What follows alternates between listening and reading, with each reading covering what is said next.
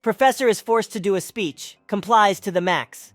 Back when I was in high school, a long time ago, whenever an important date approached, Independence Day, etc., we would line up in the courtyard and would have to be standing still in formation, and one of the teachers would do a speech about the date and the importance of it.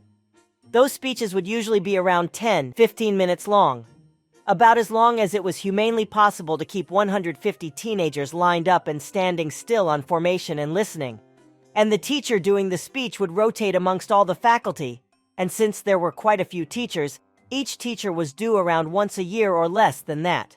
There was one notable omission on the teacher's roster. The mechanography teacher, this would age the post really well, I guess, never did a speech. Never.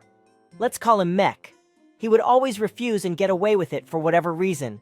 In around 30 or so years teaching at the school, it became famous that he never did a speech, until this one day when I guess the dean got out of bed on his wrong foot or whatever, and he absolutely demanded Mech to do the speech. There was no way to get away with it. Mech would have to do it. His first speech in 30 or so years at the school. Even some of the faculty, former students of Mech themselves, were excited to see the outcome of this power struggle between Mech and the dean. So we lined up at the courtyard, 150 students, 15 to 20 teachers, etc., etc. And Mech took the stand and the mic with definitely a smirk of malicious compliance in his face. And he delivered more than 45 minutes of an absolutely drowsing speech, telling every single minute detail and fact about the date in question. For the students, it was destruction. Having to stand still and silent for almost an hour, failing to do so was one of the most punishable offenses. Trying not to fall asleep on our feet. The dean tried to stop Mech twice. The first time, Mech just completely ignored the dean. The second time, Mech just plainly told the dean, "You wanted me to do the speech, deal with it," for the whole audience to listen.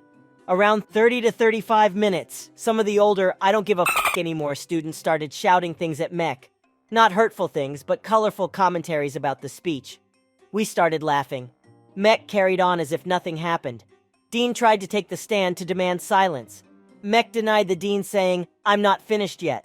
That day, we lost probably an hour and a half of teaching time. We ended up hating Mech for the torture he put us through. When he finished, the dean had no choice but to give us a short, unscheduled break before returning to class. Over the years, I realized what an absolute masterpiece of malicious compliance Mech delivered. Mech never did a speech again at the school.